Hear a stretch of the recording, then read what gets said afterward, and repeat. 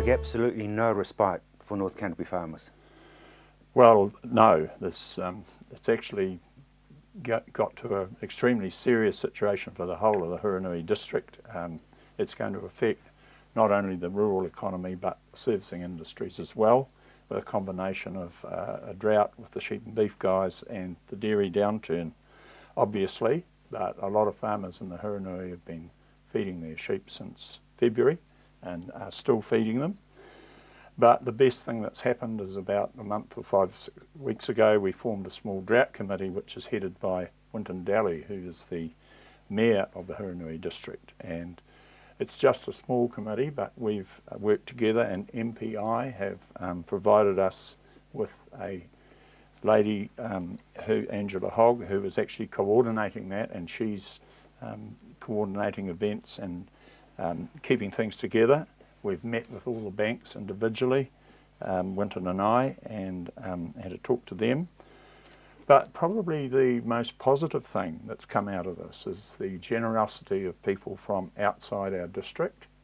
And probably you may have heard of Grant Sylvester, who has a car firm in Christchurch, and he initiated a Give a Little site which the Rural Support Trust are involved in, but also he organised and started a lot of donations of feed, baleage, hay and grain, which has come from basically all over the South Island. That has just been fantastic. It hasn't solved an individual farmer's problems, but it's given them a huge lift. Well, just the emotional lift of knowing that there's people in Christchurch who are coordinating for other farmers, and I mean that psychologically that must help. It certainly did, and we've got a group of churches in Christchurch who've sent baking up. We've got the Mackenzie Country Ladies who also sent a whole lot of baking up. And just last week a lady knocked on my door and with a couple of things for the drought farmers, and she's mentioned that there was a cheque there. The cheque was $5,000, which absolutely blew me away. Make you feel very humbled, Doug. It brought a tear to my eye, Rob, if you really want to know.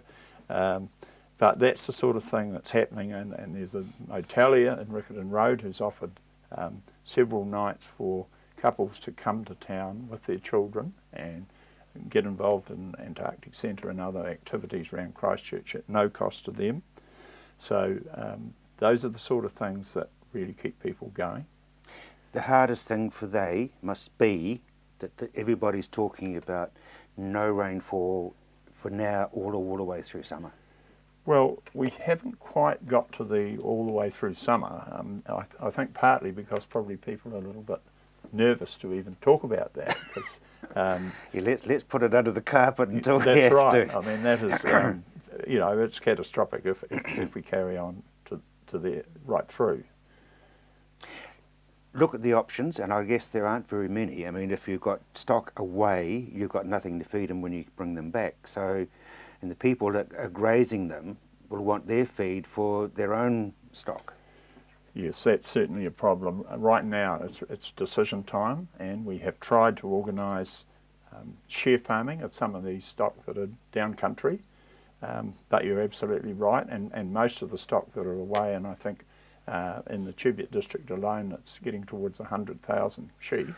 Jeez. There are, they have been well fed, so it begs the question, if they come home they go on a lower plane of nutrition, so there's going to be problems around that. So, and of course most of them are in lamb. They are. So it is really quite a critical situation. I can tell you though that the Minister is coming down next week. I was going to ask you where he is, what he's up to. Well, he's coming next week, and I had Jo Goodhue, who's the Associate Minister of MPI, for a day 10 days ago, and took her around North Canterbury, and she, I think, to be fair to her, was quite shocked at what she saw.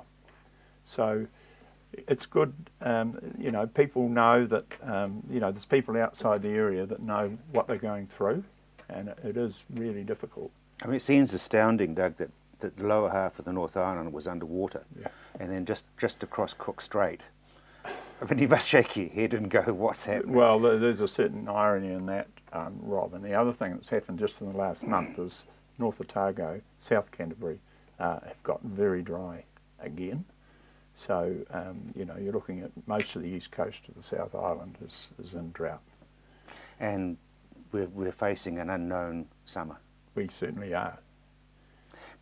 What's the advice given? You said you've been talking to banks, you've been talking to MPI. What's the advice that's coming out to your farmers? Well, obviously the advice is keep in close touch with your banks, your advisors, your accountants. I mean, because it's a declared drought, there are some financial options around the income equalisation scheme, which farmers should really be looking hard at, which will negate much of the tax that was due on last year's income. And of course, as a last resort, we have the rural assistance payments that is specifically for farmers, but like all welfare benefits, that's got some pretty tight criteria around it. Yeah, and it's that I'm a farmer, I'm not going to go and put my hand out. I mean, it's not being stubborn, it's just it's not part of their psyche, is it? Well, that's right, and yet you would have been staggered. Last week John Kerwin came to Amberley and he had 450 mainly farmers, grizzled old farmers, up dancing, and he also had us hugging, would you believe, 3 people that they didn't know. So if you can imagine some of the old North Canterbury farmers, it was a fantastic evening. I mean, he's got a message, obviously, but... Yeah, I know. I was just thinking of some of the North Canterbury farmers that I know, hugging 3 people they'd never ever met before. So that was really good. And Mari Black, the Deputy Mayor of Hurunui, she had a function a week before last called Fill the Cup, and there was 300 women went to that, and they had a fantastic day at Amberley. They at no cost to them, and really, you know, had a get off the farm and away from things. So there'll be more of that as we go through. Doug, you were saying Hurunui.